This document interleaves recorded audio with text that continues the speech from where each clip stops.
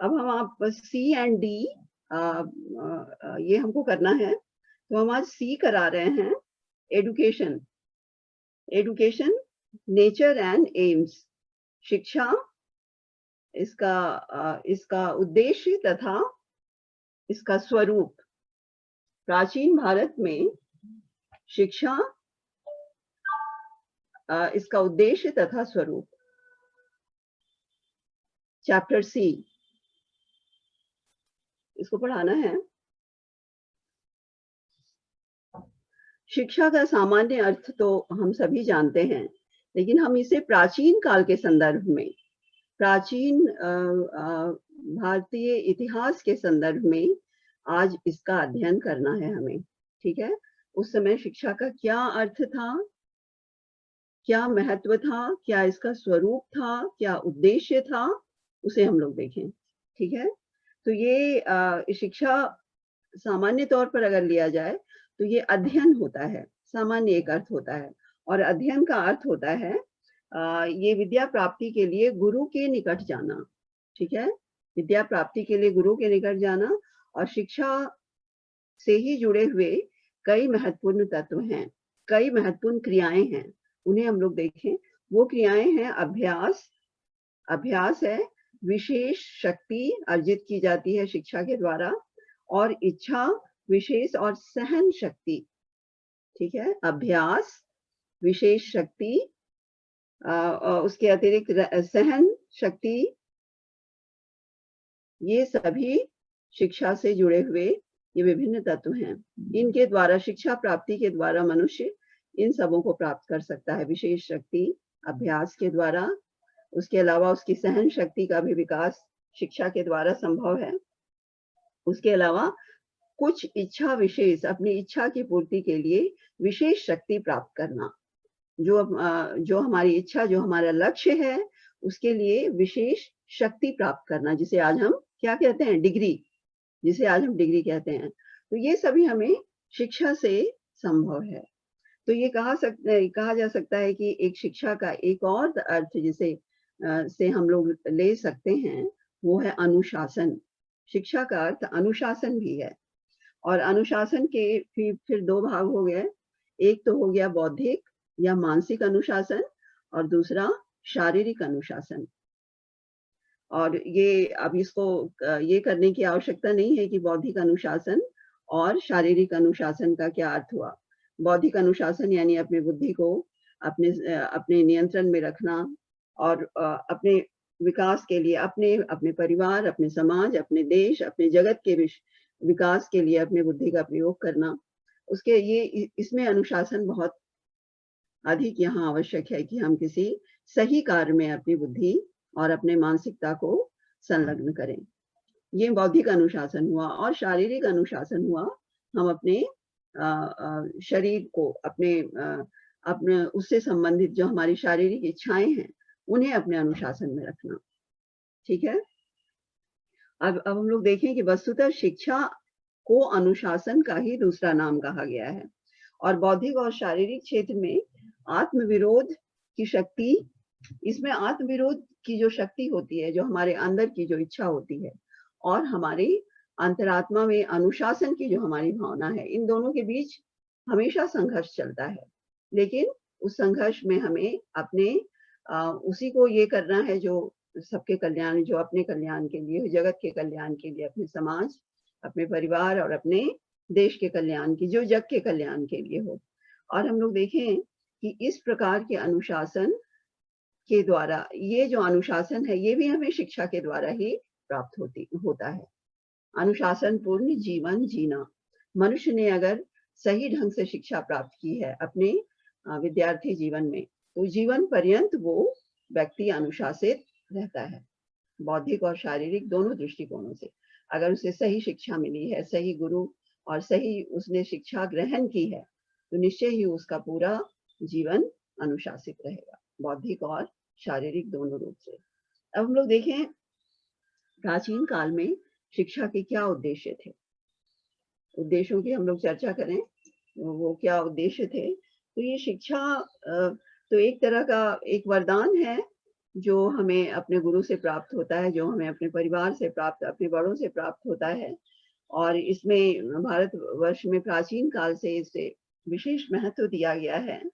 और प्राचीन काल में शिक्षा का मुख्य उद्देश्य जो था, वो भौतिक और आध्यात्मिक दोनों प्रकार की उन्नति शिक्षा के द्वारा संपन्न कराने का लक्ष्य रखा जाता था। भौतिक उन्नति भी और आध्यात्मिक उन्नति भी। अब भौतिक उन्नति क्या हुई? भौतिक उन्नति हुई व्यक्ति अपने आर्थिक विकास के लिए, अपने परिवार के पालन पोषण के लिए जिस प्रकार के कार्यों को करता है, जीविकोपार्जन करता है, अन्य कार्यों को करता है, वो उसका भौतिक विकास हुआ। भौतिक विकास के लिए किया जाने वाला। और आध्यात्मिक विकास है जो अपने अंदर अपने आंतरिक, अपने आध्यात्मिकता, अपनी आत्मा के विकास के लिए जो कार्यों को करता है वो, जैसे वो प्रार्थना करता है, वो पूजा करता है, धार्मिक कार्यों को करता है, विभिन्न प्रकार के वो अपने धार्मिक समारोहों में आध्यात्मिक कार्यों को करता है, विद्वत समारोहों में भाग लेता है। वो विभिन्न प्रकार के अपनी बुद्धि के अनुसार अपनी आध्यात्मिकता का वो विकास करता है, अपने आध्यात्म का वो विकास करता है। तो ये आध्यात्मिक विकास भी प्राचीन भारत में, प्राचीन काल में इसे शिक्षा का एक महत्वपूर्ण उद्देश्य माना जाता था। ठीक है, ये बहुत महत्वपूर्ण था ये। और ये विश्वास किया जाता था कि मनुष्य का जीवन जो है वो ज्ञान से ही संपूर्ण हो सकता है। उस ज्ञान के द्वारा ही वो नैतिक मूल्यों को प्राप्त कर सकता है। नैतिकता का विकास भी बहुत महत्वपूर्ण उद्देश्य था प्राचीन भारत की शिक्षा का। और उच्च आदर्शों से संबलित जो व्यक्ति संपन्न होता है, वही बहुमुखी प्रतिभा का व्यक्ति हो सकता है। नैतिक गुण, उच्च आदर्श, ये उस समय शिक्षा के मुख्य उद्देश्य थे। उसके अलावा धार्मिक कार्यों में उसकी रुचि का विकास, धार्मिक कार्यों में उसकी रुचि का विकास, सामाजिक दायित्वों का निष्पादन, ये सभी शिक्षा के मुख्य उद्देश्य थे। अब हम लोग देखें कि अब इसको हम जरा डिटेल में जाएं कि आध्यात्मिक उत्थान का क्या अर्थ है। आध्यात्मिक सबसे ये प्राचीन भारत में शिक्षा के उद्देश्य में एक जो बहुत महत्वपूर्ण है वो है ये आध्यात्मिक उत्थान। आध्यात्मिक उत्थान, तो आध्यात्मिक मूल्यों को सर्वाधिक महत्व दिया जाता था प्राचीन काल में, आध्यात्मिक मूल्यों को। और इससे लोगों का जीवन, व्यक्ति का जीवन क्या होता था, वो भक्ति की ओर अग्रसर होता था और धर्म की ओर अग्रसर होता था। और आध्यात्मिक उत्थान किस प्रकार संभव है? धार्मिक कृत्यों से, धार्मिक कृत्यों को करके। और विद्यार्थी के लिए वो किस प्रकार के कार्यों को करता था? जैसे विद्यार्थी प्रातः पूजन करते थे, संध्या वंदन करते थे, उसके बाद पूजा पाठ, स्नान आदि करने के बाद जिस प्रकार के पूजा पाठ, ये सभी विद्यार्थी अपने गुरुकुल में करते थे।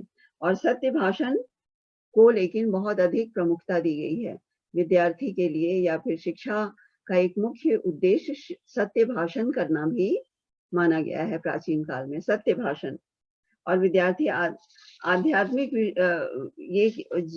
आध्यात्मिक जगत के विषय में जानने का वो अधिक से अधिक प्रयास करता है, गुरु के ज्ञान से और स्वयं स्वाध्याय के द्वारा भी, गुरु के ज्ञान द्वारा भी और स्वाध्याय द्वारा भी वो आध्यात्मिक जगत को जानने का प्रयास करता है। आध्यात्मिक यानी जो उसके अंदर का जो आध्यात्म है, जो उसका बुद्धि से अपने आत्मा के अंदर तक पहुंचकर उसके संबंध में जानना, उस आध्यात्मिक जगत के बारे में जानना जो हमें स्पष्ट, जो भौतिक संसार से अलग है, ठीक है, जो अदृश्य है, लेकिन जो जीवन की शक्ति, जो क्या कहें, बुद्धि के द्वारा जिसे विकसित किया जा सकता है और रोज के स्वाध्याय के द्वारा, पूजा पाठ के द्वारा विकसित किया जा सकता है, वो उनका आध्यात्मिक जीवन होता है। जो, और ये शिक्षा का एक महत्वपूर्ण उद्देश्य था, विभिन्न धार्मिक कार्यों को संपन्न करा के आध्यात्म का उत्थान करना। और इसमें एक सत्य भाषण भी एक था, संध्या वंदन, प्रातः वंदन, स्नान आदि के द्वारा वो अपने आप को पवित्र करके, ये सभी तो थे ही पूजा पाठ, धार्मिक कार्य, लेकिन सत्य भाषण को भी उसी कोटि में रखा गया है। अच्छा, अन्य उद्देश्य, दूसरा उद्देश्य इसका था चारित्रिक उत्थान। शिक्षा का एक महत्वपूर्ण उद्देश्य प्राचीन काल में था अपने विद्यार्थी का, अपने चरित्र का विकास करना। ये बहुत महत्वपूर्ण, ये बहुत अपेक्षित था। चारित्रिक श्रेष्ठता विद्या अध्ययन कर प्रत्येक व्यक्ति प्राप्त करे। और ये क्या था? आचरण का बहुत अधिक महत्व था। आचरण, सद आचरण का बहुत अधिक महत्व था। और अपनी सद आचरण और सच्चरित्रता के द्वारा विद्यार्थी माननीय और पूजनीय इसे माना जाता था।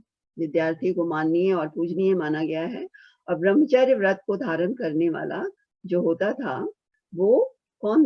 ब्रह्मचर्य व्रत को धारण करने वाला व्यक्ति जो होता था, क्योंकि जब तक गुरुकुल में है विद्यार्थी, तब तक उसे ब्रह्मचर्य, क्योंकि तुम लोग आश्रम ये में पढ़े होंगे कि व्यक्ति के जीवन का जो आरंभिक काल है वो ब्रह्मचर्य आश्रम, पहला 25 वर्ष ब्रह्मचर्य आश्रम, और उस काल में पवित्रता पर विशेष बल दिया, अनुशासन और पवित्रता पर विशेष ध्यान दिया गया है। तो ये उस समय जो है ब्रह्मचर्य व्रत का धारण करने वाला ही ब्रह्म ज्ञान को भी धारण कर सकता है। यानी कि बहुत संयमित जीवन जीने वाला व्यक्ति ही जो है वो ब्रह्म ज्ञान को प्राप्त कर सकता है, यानी अंतिम ज्ञान को प्राप्त, ब्रह्म ज्ञान यानी बहुत उच्च कोटि का जो ज्ञान है उसे प्राप्त कर सकता है, जो ईश्वर का ज्ञान प्राप्त कर लेना। और समस्त देवता उसमें वास करते हैं ऐसे व्यक्ति में, ऐसा माना जाता है। ऐसे व्यक्ति के मन में देवताओं का वास होता है, जो ब्रह्म ज्ञान को प्राप्त कर लेता है, उच्च ज्ञान को। और चरित्र के उत्थान में ब्रह्मचर्य का विशेष महत्व है। और ये ब्रह्मचर्य के द्वारा ही, क्योंकि अपने अनुशासित रह के ही मनुष्य उच्च ज्ञान को प्राप्त कर सकता है, ऐसा विश्वास किया जाता है। तो इस प्रकार हम देखें कि चारित्रिक उत्थान क्या हुआ कि सच्चरित्र और सद आचरण से ये व्यक्ति अपने चरित्र का उत्थान करता। उसके अलावा ब्रह्म ज्ञान को प्राप्त करने के लिए ब्रह्मचर्य का पालन करता और इस उच्च ज्ञान को प्राप्त करता था। अब हम लोग नेक्स्ट देखें, तीसरा जो इसका उद्देश्य था वो था पवित्रता। पवित्रता का महत्व, पवित्रता के महत्व को भी शिक्षा का महत्वपूर्ण उद्देश्य माना गया है। रहन सहन, आचार व्यवहार, सभी कुछ में सही ज्ञान को प्राप्त करना, सही ज्ञान को प्राप्त करना, ये महत्वपूर्ण उद्देश्य था शिक्षा का। और इसको, पवित्रता को इतना अधिक महत्व दिया गया है कि विद्यार्थी रहन सहन के सामान्य, जो उसका रहन सहन जो था, उसमें भी पवित्रता के आरंभिक ज्ञान को उसका समावेश किया जाता था। जिस प्रकार विद्यार्थी अपने गुरुकुल में रहता था, वहां पवित्रता पर विशेष ध्यान दिया जाता था। तो इसे भी, पवित्रता का ज्ञान भी देना मनुष्य को शिक्षा का मुख्य उद्देश्य था। प्रत्येक कार्य को पवित्रता के साथ संपादित करना, ठीक है, प्रत्येक कार्य को पवित्रता के साथ संपादित करना भी शिक्षा का, प्राचीन भारत की शिक्षा का एक उद्देश्य था। अब हम लोग नेक्स्ट देखें। नेक्स्ट जो उद्देश्य था, शारीरिक क्षमता का विकास करना। शारीरिक क्षमता का विकास करना, सिर्फ मानसिक और बौद्धिक ये का ही विकास ना करना, क्षमता का ही विकास ना करना, बल्कि शारीरिक क्षमता का भी विकास करना। और इसके लिए जो विभिन्न योग, तुम लोगों को पता है कि अभी जो भारत वर्ष में ये योग प्राणायाम वगैरह की चर्चा होती है, और इस अवसर पर, कोविड के अवसर पर इस पर और अधिक बल दिया गया है। और उसके क्या कहें, पोस्ट कोविड जितने भी समस्याएं हैं उससे उबरने में इसकी बहुत बड़ी भूमिका है, प्राणायाम की विशेष करके।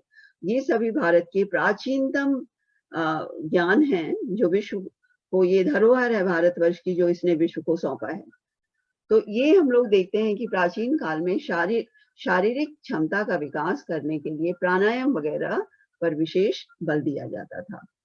योग और प्राणायाम विशेष करके विद्यार्थियों के लिए इस पर विशेष बल दिया गया है, क्योंकि इससे एकाग्र शक्ति जो है, एकाग्रता बढ़ती है प्राणायाम के द्वारा। तो ये सिर्फ शारीरिक ही नहीं, मानसिक ही नहीं, बल्कि ये शारीरिक विकास पर भी विशेष बल दिया जाता था, व्यायाम, योग, प्राणायाम जैसी क्रियाओं के द्वारा। शारीरिक क्षमता का विकास करना, क्योंकि ये उम्र का पहला पड़ाव 25 वर्ष के पहले तक शरीर का निर्माण भी पूर्णतः इसी काल में होता है। अब हम लोग देखें दूसरा जो मैं इसका उद्देश्य है वो है गायत्री मंत्र का महत्व, गायत्री मंत्र का महत्व समझाना। गायत्री मंत्र का महत्व तुम लोग को हम ये उम्मीद करते हैं कि गायत्री मंत्र तुम लोगों को पता है। ओम भूर्भुवस्सुः, ये जो है गायत्री मंत्र, इसका महत्व बताना। ओम भूर्भुवस्सुः, ये जो 4 शब्द है, पहले इसको सिखाया जाता था, सही उच्चारण इसका बताया जाता था, सही अर्थ इसका बताया जाता था। वास्तव में ये गायत्री मंत्र जो है ये सूर्य से संबंधित है। सूर्य के समान तेजस्वी बनने की प्रार्थना प्रत्येक व्यक्ति स्वयं के लिए करता है। ये क्या कहें, इसका ऋग्वेद का ये मूल श्लोक है जो सबसे अधिक लोकप्रिय हुआ है पूरे विश्व भर में। तेजस्विता सूर्य के समान वो अपनी विकसित करने की इसमें प्रार्थना ईश्वर से की गई है, सूर्य देव से की गई है। तो इसके महत्व को बताना, ओंकार इसके साथ ओम जो है उसके साथ ओम भूर्भुवस्सुः, ये 4 शब्द पहले, उसके बाद बाकी शब्दों का उच्चारण उन्हें बताया जाता था। और इसका उद्देश्य था विद्यार्थी के जो मस्तिष्क में जो उसके ज्ञान के तंतु हैं, जो उसका नॉलेज सेल्स है, ज्ञान के तंतु जो होते हैं उन्हें जागृत करना। इसका सही ढंग से उच्चारण अगर किया जाए तो ये सही ढंग से एकांत में पूरे एकाग्रचित होकर अगर इस पूरे मंत्र को पढ़ा जाए, इस पूरे श्लोक को पढ़ा जाए, तो मस्तिष्क के जो सेल्स हैं, जो ज्ञान तंतु हैं, वो जागृत होते हैं, ऐसा विश्वास किया जाता है। तो उसे विकसित करना, जिससे वो वहां रहकर उस गुरुकुल में रहकर जो ज्ञान अर्जित कर सके। अच्छा, उसके बाद है अगला जो इसका लक्ष्य है, व्यक्तित्व का विकास, व्यक्तित्व का विकास करना। ये एक बहुत महत्वपूर्ण उद्देश्य था प्राचीन काल में शिक्षा का। व्यक्ति इसके द्वारा क्या सीखता था? आत्मनियंत्रण, आत्मचिंतन, आत्मविश्वास, आत्मविश्लेषण। ये प्रत्येक मनुष्य नहीं कर सकता है, एक शिक्षित मनुष्य ही इन कार्यों को कर सकता है। आत्मसंयम, आत्मचिंतन, आत्मविश्वास और आत्मविश्लेषण। विवेक भावना, न्याय प्रवृत्ति और आध्यात्मिक वृत्ति। विवेक भावना को जागृत करना अपने आप में, न्याय प्रवृत्ति को जागृत करना, न्याय की भावना को जागृत करना। उसके अलावा ये सभी का उदय शिक्षा के द्वारा संभव है, ऐसा विश्वास किया जाता था।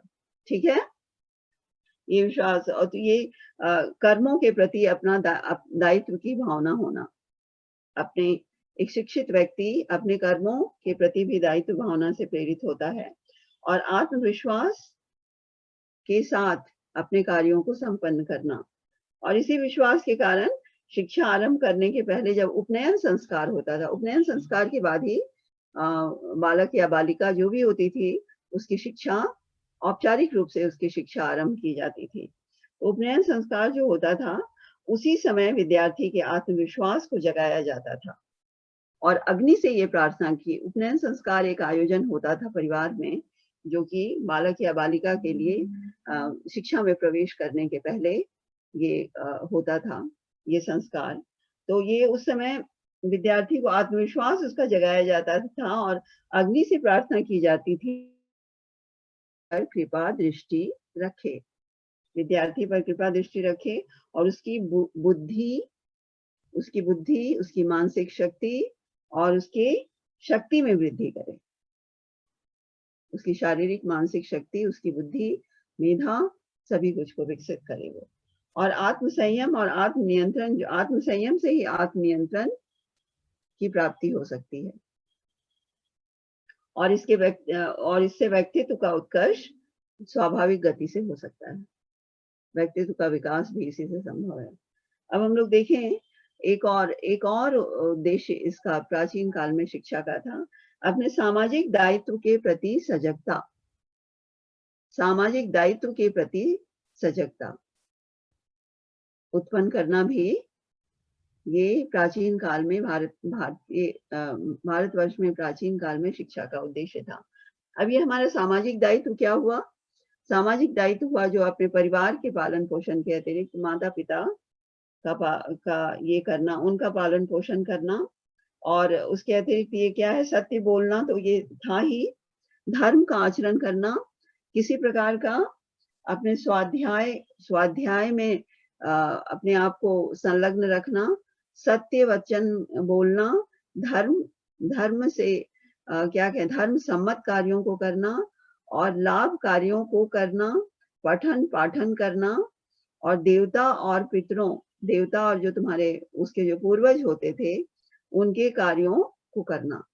जैसे देवता यानी देवता के लिए क्या होता था, यज्ञ वगैरह किए जाते थे देवता को प्रसन्न करने के लिए, और श्राद्ध आदि जो होते थे वो क्या थे, वो अपने पूर्वजों से संबंधित थे, उनके प्रति अपने दायित्व को निभाना। तो माता को देवी समझना, पिता को देवता के समान समझना, अतिथि के लिए भी सेवा भाव होना, ये सभी शिक्षा के द्वारा एक शिक्षित मनुष्य या फिर शिक्षा के ये उद्देश्य थे कि अपने इन दायित्वों को प्रत्येक व्यक्ति समझे। ये शिक्षित व्यक्ति अपने माता पिता के प्रति, अतिथि के प्रति, अपने समाज के प्रति, इस युग के प्रति, इस अपने जग के प्रति, सभी के प्रति अपने दायित्व का वो निर्वाह करना, इसे आवश्यक समझे। तो ये सारे जो है उद्देश्य हैं, इनकी प्राप्ति क्या होती है प्राचीन भारत में शिक्षा के द्वारा, या ये एक शिक्षित व्यक्ति से ये सारी आशाएं की जाती थी कि शिक्षित होकर व्यक्ति इन सभी दायित्वों का निर्वाह सही ढंग से करेगा। अब हम लोग देखें कि शिक्षा का आरंभ किस प्रकार से होता था। जैसा तुम लोगों को बताया, शिक्षा का आरंभ ये स्वरूप में, अब हम लोग स्वरूप को देख लें, इसको कुछ ये मैं संक्षेप में देख लेते हैं कि ये सामान्य तौर पर 5 वर्ष की आयु में उपनयन संस्कार संभवतः, या विद्या का नहीं, ये उपनयन संस्कार नहीं, विद्या का आरंभ माना जाता था 5 वर्ष, यानी वो अनौपचारिक शिक्षा जो परिवार में माता पिता के द्वारा घर में जो जिस प्रकार की शिक्षा दी जाती थी, ये उपनयन संस्कार के पहले ही ये शिक्षा का आरंभ परिवार में हो जाता था। और इसमें क्या करता था, वो विद्या आरंभ में वो घर में उसे वंदना करना सिखाया जाता था, उसके अलावा गुरु के प्रति निष्ठा व्यक्त करना सिखाया जाता था, और ये कहा जा सकता है कि ये सभी कुछ का ज्ञान उसे आरंभ में अपने परिवार में माता पिता के द्वारा दे दिया जाता था, आरंभिक शिक्षा दे दी जाती थी। और इसमें हम लोग ये भी पाते हैं कि बालक को या बालिका को एक काले रंग की पट्टी दे दी जाती थी, और सफेद चौक के समान, वो जिसको ये हिंदी में खड़िया कहते हैं, उसे एक चौक के समान खड़िया उसको दे दी जाती थी, जिसमें वो बाएं से दाहिनी ओर लिखता था। और इसकी चर्चा अल बरूनी ने भी की है, जब वो भारतवर्ष आया था 7वीं 8वीं शताब्दी में। अल बरूनी जो एक अरब यात्री, दार्शनिक, विद्वान, महान विद्वान था, जिसने भारतवर्ष की लंबे समय रहकर यहाँ के जनजीवन की बहुत ही विस्तृत जानकारी दी है अपनी रचना तहकीकाते हिंद में। तहकीकाते हिंद यानी हिंद की खोज, तहकीकाते हिंद में उसने दी है। और उसने जानकारी दी है कि काली तख्ती का प्रयोग करते थे और लंबाई में वो लिखते थे, और ये क्या है कि लंबाई की ओर से लिखते थे, और उसके बाद सफेद चौक का प्रयोग करते थे, दुधिया चौक का प्रयोग करते थे। उसके अलावा दूसरे विद्वानों ने भी इसके संबंध में जानकारी, जैसे राजबली पांडे, इन्होंने बताया है कि वो किस प्रकार ये जो है इस अवसर पर चांदी के तख्ते पर केसर और चावल छिड़क दिया जाता था, और उसमें फिर लकीरें खींचकर अक्षर लिखे जाते थे। पूरा भर दिया जाता था उस चांदी की तख्ती को केसर और चावल से, और फिर उसमें गैप बनाकर अक्षर लिख करके गुरु या फिर जो भी माता पिता हैं, वो लेखनी से, कलम से वर्णमाला के अक्षरों को पहले गुरु लिखता था, और फिर 3 बार उसे ही बालक या बालिका से पढ़वाया जाता था, वर्णमाला के अक्षरों को। अच्छा, उसके बाद हम लोग देखें कि पेशावर में एक बुद्ध की मूर्ति संग्रहित है। देखो, आज उत्तर पश्चिम का जो प्रदेश है वो पाकिस्तान है। वो वहाँ पर बौद्ध धर्म का विकास बहुत बड़े पैमाने पर हुआ था।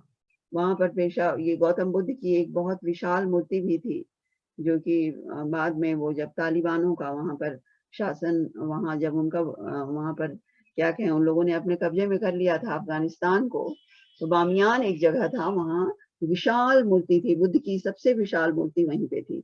उसको उन्होंने उड़ा दिया था। क्योंकि इस्लाम में शायद बुत परस्ती को, मूर्ति की पूजा को गलत माना जाता है, इसलिए भगवान के किसी मूर्ति को वो लोग नहीं अपना ये देते हैं, मान्यता देते हैं, और इसी विश्वास के तहत उसे उड़ा दिया गया था।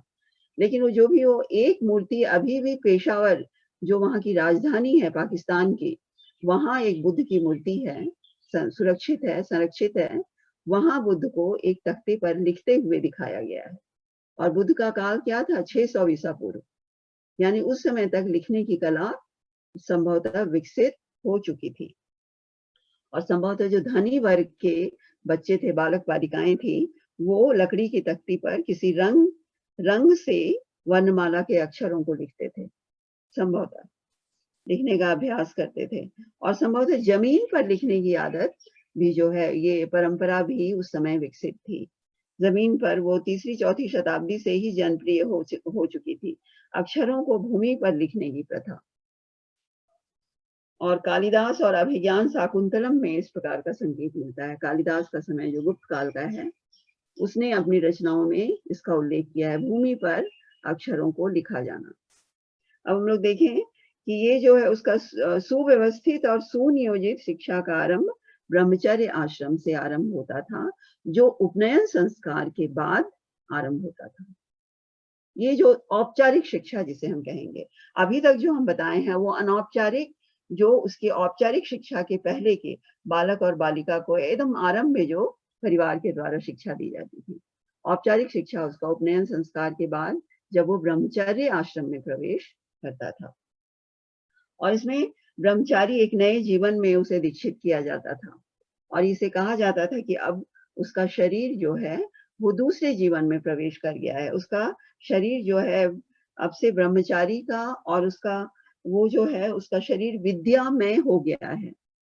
माता से प्राप्त जो स्थूल शरीर, जो भौतिक शरीर था, उसके स्थान पर अब उसका शरीर भिन्न हो गया है, विद्यामय हो गया है, ऐसा माना जाता था। और यही कारण है कि यहाँ से व्यक्ति को द्विज कहा जाने लगा गया। द्विज यानी दूसरा जन्म, जिसका 2 बार जन्म हो वो द्विज कहलाता है। और ऐसा माना जाता है कि उपनयन संस्कार, यज्ञोपवीत संस्कार के बाद मनुष्य का दूसरा जन्म होता था। उसके शरीर को विद्यामय माना जाता था, ब्रह्मचारी के शरीर को। और ये उपनयन संस्कार जो था वो पूर्णतः क्या क्या था, ये विद्या से ही संबंधित था, शिक्षा से संबंधित था।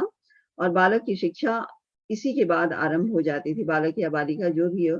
और उपनयन का अर्थ होता था विद्यार्थी जीवन, उसका उद्देश्य ही था विद्या में प्रवेश करना। और उपनयन का एक दूसरा अर्थ ये भी था कि संस्कार के द्वारा व्रत, वेद और बाकी नियमों सभी कुछ का पालन करना। वेद के द्वारा, वेद का अध्ययन करके, उसके बाद नियमों का पालन करके, व्रत का पालन करके क्या करना था, वो देवता के संपर्क में रहकर बालक, ये कहाँ है कि आचार्य के पास रहकर इन सबको प्राप्त करता था। क्या ये वेद का अध्ययन, व्रत पालन करता था और नियम का पालन करता था। तो इसमें है कि समाज के जितने भी बालक बालिकाएं होती थी, वो उपनयन संस्कार उनका होता था और वो विद्याधन के योग्य माने जाते थे। अब इसके लिए उम्र क्या होती थी? ब्राह्मण और क्षत्रिय, वैश्य, इनके लिए क्या कहें, इनके लिए अलग अलग उम्र सीमा बताई गई है। जैसे ब्राह्मणों के लिए ब्राह्मण बालक या बालिका के लिए 8 वर्ष, क्षत्रिय के लिए 11 वर्ष, और वैश्य बालक या बालिका के लिए 12 वर्ष। अच्छा, अब हम लोग देखें कि वहां से लेकर के आगे तक की भी सीमा है। ये मिनिमम है, मतलब कम, सबसे कम, न्यूनतम जो उम्र की सीमा थी ये। अधिकतम उम्र की सीमा भी फिर क्रमशः 16, 12 16, 22 और 24। 16 ब्राह्मण के लिए और 22 जो है वो क्षत्रिय के लिए और 24 वर्ष वैश्य के लिए। तो इस प्रकार ये एक निर्धारित कर दी गई थी उम्र सीमा। अब हम लोग देखें बालिकाओं का उपनयन होता था कि एक बहुत बड़ा प्रश्न है कि बालिकाओं का, स्त्रियों का शिक्षा में कितना प्रवेश था उस काल में। तो ये उपनयन संस्कार जो था, जब ये आरंभ हुआ ये संस्कार, उपनयन संस्कार का उल्लेख हम लोग नहीं पाते हैं उतना अधिक। संस्कारों का उल्लेख हम लोग उत्तर वैदिक काल में ही पाते हैं, 1000 ईसा पूर्व के बाद ही। 1500 से 1000 ईसा पूर्व तक संस्कारों का उल्लेख हमें नहीं मिलता है। इसीलिए उपनयन संस्कार का भी हम उल्लेख नहीं पाते हैं ऋग वैदिक काल में। उत्तर वैदिक काल से मिलना आरंभ होता है। तो उपनयन संस्कार बालक और बालिका दोनों का समान रूप से, जब संस्कारों का आरंभ हुआ, दोनों समान रूप से बालक और बालिकाओं के लिए उपनयन संस्कार संपन्न कराए जाते थे। और पुराने ये ऐसे कोई श्लोक भी मिले हैं कि पुरा काले तू नारी नाम मौजी बंधनम मिष्यते, यानी प्राचीन काल में उन्हें भी यज्ञोपवीत धारण कराया जाता था। और ऐसा विश्वास किया जाता था कि अगर वो उनका उपनयन संस्कार नहीं किया जाएगा तो उनकी स्थिति एक पशु के समान हो जाएगी। और इस संस्कार के बाद लड़कियां क्या करती थी, बालकों में कम और अधिक अनुशासन का पालन इन्हें भी करना पड़ता था। यद्यपि कई ऐसी क्रियाएं थी जिनमें इन्हें छूट मिली हुई थी। जैसे प्रत्येक विद्यार्थी में रहकर भिक्षाटन के लिए जाना ही पड़ता था, चाहे वो राजकुमार ही क्यों ना हो, राजा का पुत्र ही क्यों ना हो। भिक्षाटन करना उनका एक क्या है, अनिवार्य उनका कर्तव्य था, प्रतिदिन का दैनिक कर्तव्यों में था वो शामिल, सिर्फ बरसात के 4 महीनों को छोड़कर। तो लेकिन इससे ये बालिकाओं को मुक्ति दी गई थी। उन्हें ये ए सल्टेकर एक प्राचीन भारत के जो ये राजनीति और स्त्रियों पर जिन्होंने एक बहुत बहुमूल्य रचना लिखी है, 2 रचनाएं हैं इनकी, state and government in ancient India और position of women in ancient India. A Altekar की इनकी 2 रचनाएं हैं। तो आरंभिक रचनाओं में इनकी रचना आती है। तो इन्होंने ये जानकारी दी है कि ये स्त्रियों को, बालिकाओं को भिक्षाटन के लिए जाना नहीं पड़ता था। लेकिन दर्शन और वेद की ये भी प्रकांड विदुषी होती थी, दर्शन और वेद की।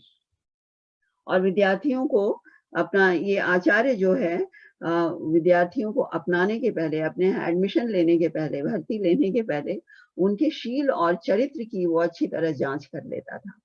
ऐसा नहीं था कि कोई भी व्यक्ति किसी भी गुरु के पास चला जाए और उसे वो भर्ती कर लेते थे, ऐसा नहीं था।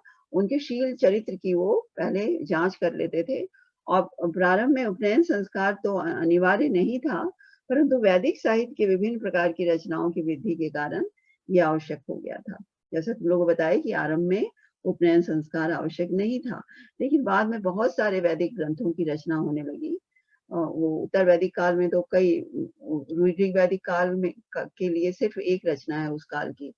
रचना से यहाँ हम लिखित रचना की बात नहीं कर रहे हैं, क्योंकि उत्तर वैदिक काल में भी लेखन की जो जानकारी है वो 7वीं शताब्दी ईसा पूर्व के आसपास, 6ठी से 7वीं शताब्दी ईसा पूर्व कहते हैं, लेखन की विधि को अपनाया, भारतवर्ष में अपनाया गया है। जब रचना हम कह रहे हैं तो वो रचना क्या है, वो मौखिक रचना की बात हम कर रहे हैं, श्रुति और स्मृति की बात कर रहे हैं हम, ठीक है। श्रुति और स्मृति यानी सुनकर, स्मरण करके रचनाओं को एक पीढ़ी से दूसरी पीढ़ी प्रदान करना, ठीक है। रचना की बात कर रहे हैं तो लिखित रचना नहीं, बल्कि मौखिक रचना की बात कर रहे हैं। तो ये जब बहुत सारी रचनाएं हो गई उत्तर वैदिक काल में, तब उपनयन संस्कार जो है वो अनिवार्य बना दिया गया ब्रह्मचर्य या शिक्षा में प्रवेश के लिए। और ये संस्कार जो था धार्मिक संस्कार के रूप में महत्वपूर्ण हो गया था, उपनयन संस्कार। अब हम लोग देखें कि ब्रह्मचर्य आश्रम के जो नियम थे वो क्या थे। ब्रह्मचर्य आश्रम में ये जो बहुत सारे नियमों का पालन करना पड़ता था, जैसे आत्म संयम है, सदाचार, सद्व्यवहार, सरल जीवन, उच्च विचार, ये सभी उस समय के क्या कहें नियम थे, सिद्धांत थे, जिनका पालन अनिवार्य रूप से विद्यार्थियों को करना, ब्रह्मचारियों को करना पड़ता था। और यहाँ है कि विद्यार्थी को विलासिता और सुख साधन के सभी साधनों से उन्हें परे रखा जाता था। विलासिता, सुख साधन से परे रखा जाता था, अलग रखा जाता था। यहाँ तक कि केशों का भी मुंडन करा लेना है, और अगर बाल बढ़ भी गए हैं तो उनकी जटाएं रखनी है। उसमें किसी प्रकार का उन्हें ये नहीं करना है, उन बालों के लिए, केशों के लिए कोई उपचार नहीं करना है, किसी प्रकार का भी प्रसाधन नहीं करना है। और उनके भोजन और वस्त्र भी सादे होते थे, और जूते, खाट और छाते का प्रयोग नहीं करना था। जूतों का प्रयोग नहीं, खाट में नहीं सोना है, छाते का भी प्रयोग नहीं करना है। ठीक है। और इसके बाद हम लोग देखें कि भिक्षावृत्ति एक अनिवार्य कर्तव्य माना जाता था ब्रह्मचारी का, भिक्षाटन करना। और इसमें है कि भिक्षा मांगना इनका सर्वप्रमुख कर्तव्य था। आर्टेकर ने तो ये बताया है। और निर्धन विद्यार्थी भी इससे शिक्षित हो सकते थे। निर्धन और संपन्न, यहाँ तक कि राज परिवार के जो पुत्र आते थे, उन्हें भी भिक्षाटन के लिए अनिवार्य रूप से निसंकोच उन्हें ये काम करना पड़ता था। और ये कहा जाता है कि भिक्षाटन से मनुष्य में मानवता की भावना उदित होती है।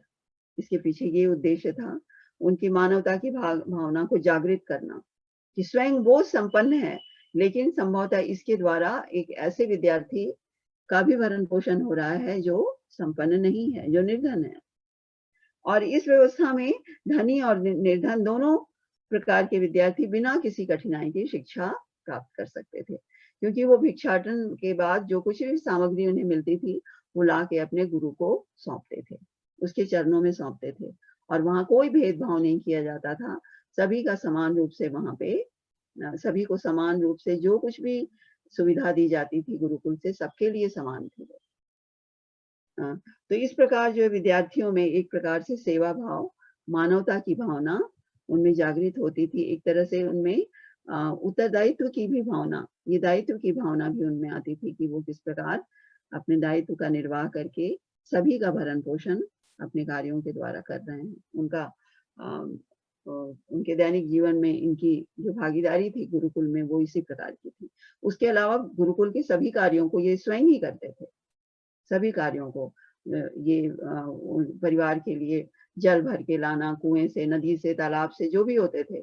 उसके अलावा घर के सारे कार्यों को करना, साफ सफाई करना, सभी कुछ में वो इनकी सहभागिता रहती थी। अब हम लोग देखें कि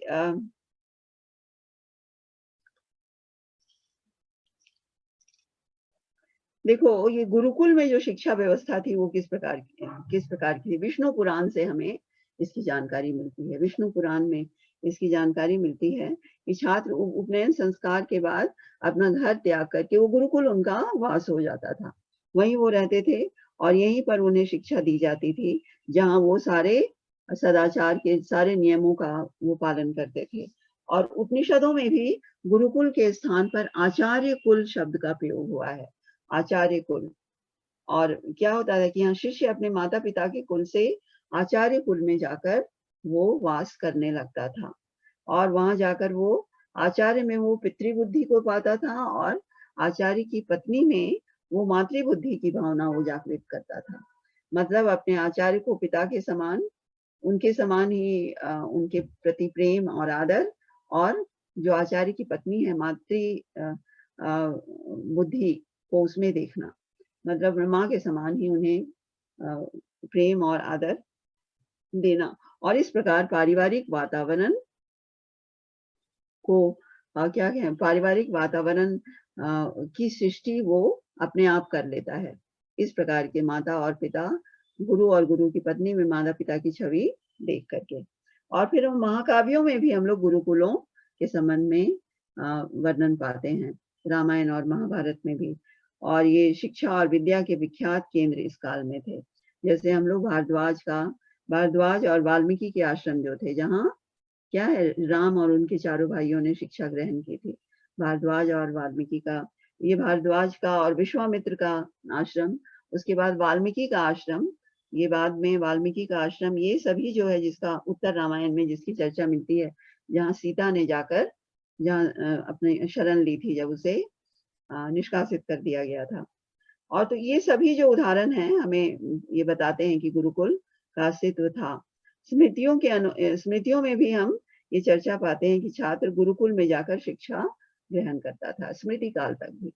7वीं या 6ठी 7वीं 8वीं शताब्दी तक भी गुरुकुल परंपरा जीवित थी। और ऐसा माना जाता है कि गुरुकुल में प्रवेश यानी शिष्य का नया जन्म हो रहा है वो, और ये जीवन की एक गौरवशाली घटना मानी जाती थी गुरुकुल में प्रवेश करना। ठीक है। और गुरुकुल अथवा आचार्य कुल में रहकर शिक्षा ग्रहण जो करते थे, इसके भी हमें फिर बाद में भी कई उदाहरण मिलते हैं। जैसे स्वयं चंद्रगुप्त मौर्य के काल की कल्पना करो कि वो उसको लेकर के चाणक्य कहाँ चले गए थे। वो तक्षशिला, जबकि यहाँ से या पाटलिपुत्र से उसे तक्षशिला, जो अभी कहा जाए कि एकदम पश्चिमी पाकिस्तान का जो प्रदेश है वो है तक्षशिला।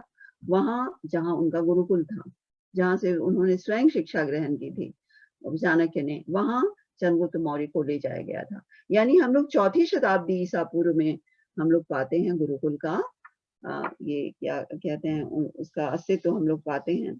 और चाणक्य के सानिध्य में रह के ही चंद्रगुप्त मौर्य ने अपनी बुद्धि, अपने मानसिकता का, अपने बुद्धि का, अपने शरीर का विकास और अपने आप को इतना बलशाली बनाया कि एक महान शक्तिशाली राज्य का को उसका पतन करके एक भारतवर्ष में का प्रथम सम्राट जिसे कहा जाए, जिसने पूरे भारतवर्ष को अपने अधीन किया, उसकी आरंभिक शिक्षा इसी गुरुकुल में ही हुई थी, तक्षशिला के इसी गुरुकुल में, जो कि प्राचीन काल का भारतवर्ष का प्राचीनतम आश्रम उसे कहा गया है, गुरुकुल उसे कहा गया है। बाकी सब उसके बाद के हैं, तक्षशिला को प्राचीनतम कहा गया है। तो ये जो शिक्षा ग्रहण, उसके अलावा हम लोग ये भी पाते हैं कि बौद्ध ग्रंथों में भी, यहाँ तक कि बौद्ध ग्रंथों में भी बौद्ध संघ जो होते थे, वहाँ जो वो भी इसी प्रकार के कार्यों को करते थे। विद्यार्थी जो भी संघ में शामिल होते थे, भिक्षु और भिक्षुनी, उनके लिए भी शिक्षा की इसी प्रकार की व्यवस्था थी, गुरुकुल में रह के शिक्षा ग्रहण करते थे। और फिर हम लोग देखें कि गुप्त काल में भी गुरुकुल की शिक्षा चलती रही। और ये बान उसके अलावा हर्षवर्धन के काल में बान भट्ट ने स्वयं लिखा है अपने बारे में कि उसने गुरुकुल में रहकर शिक्षा ग्रहण की थी, गुरु के आश्रम में रहकर। यहाँ तक कि अल बरूनी ने भी, जो 7वीं 8वीं शताब्दी के आसपास भारत आया था, उसने भी भारत में गुरुकुल के अस्तित्व का उल्लेख किया है अपनी रचना तहकीकात हिंद में। और उसके अनुसार शिष्य दिन रात गुरु की सेवा करते थे। यह अल बरूनी ने जानकारी दी है। ठीक है। 11वीं शताब्दी। उसके बाद हम लोग देखें, सामान्य तौर पर गुरुकुल जो होते थे वनों में स्थित होते थे, लेकिन नगरों में भी गुरुकुल की संख्या, नगरों और ग्रामों में भी थी, ऐसा विश्वास किया जाता है। और शिक्षक भी जो होते थे वो सामान्य गृहस्थ के समान होते थे, और गुरुकुलों का नगरों और ग्रामों में होना ही अधिक सुरक्षित माना जाता था। और ये गुरुकुल का वातावरण भी विद्यार्थी के ये जो था, विद्यार्थी के चरित्र और स्वभाव के निर्माण में गुरुकुल का वातावरण काफी सहायक होता था। उन्हें उत्तरदायी, उन्हें एक संवेदनशील, उन्हें क्या कहें ये उन्हें एक सच्चरित्र और सद्भावना से युक्त व्यक्ति बनाने में, समाज का सदस्य बनाने में गुरुकुलों की बहुत बड़ी भूमिका थी, जो अपने दायित्वों को बहुत अच्छी तरह से समझने लगे थे, जो कि ये संभवतः घर में रहकर, माता पिता के साथ रहकर जो संभव नहीं होता। अब हम लोग देखें कि उस समय की और जो स्वरूप या शिक्षा, उसकी जो विशेषता थी वो किस प्रकार की थी। प्राचीन काल में शिक्षा या फिर उसके स्वरूप को हम लोग देखें। अब हम लोग देखें कि एक बहुत महत्वपूर्ण जो विशेषता थी उस काल की शिक्षा की, वो थी शिक्षा में किसी प्रकार का जाति का भेदभाव नहीं किया जाता था। आरंभ में कोई भेदभाव हम लोग नहीं पाते हैं को। और उपनिषद काल में भी शिक्षा प्राप्त करने के लिए व्यक्ति के ऊंच नीच पर विचार नहीं किया जाता था। उपनिषद, जिन्हें वेदांत कहा गया है, वेदों का आखिरी भाग, अंत में लिखे गए वैदिक साहित्य का अंतिम भाग जो है, वहां भी ऊंच नीच का विचार नहीं किया जाता था। और ये था कि शिष्य की जाति पर विचार ना करके उसकी योग्यता, विनम्रता और उसके अपनी प्रतिभा पर ये सारा कुछ निर्भर था। वो उस शिक्षा में गुरुकुल में प्रवेश करना, और शिष्य के गुणों और सत्कर्मों का ही सभी जगह उसकी चर्चा होती थी।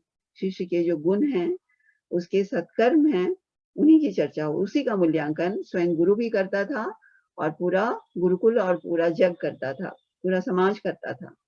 और ये ब्राह्मण जाति के जो विद्वान थे, अपने विद्या और अपने सामान्य तौर पर गुरुकुल के जो ये होते थे, वो विद्या दान करने में ब्राह्मण ये ऋषियों का, गुरुओं की विशेष भूमिका थी।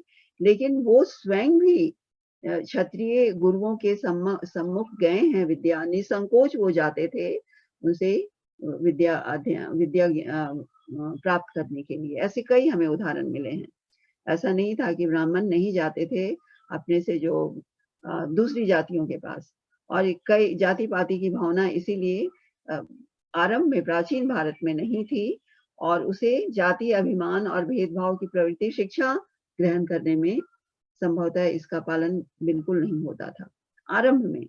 और ये बहुत सारे कहा जाए कि ये ऐसे कई हमें उदाहरण मिले हैं कि ये गए हैं, ये जो स्वयं अपने प्रकांड विद्वान रहे हैं।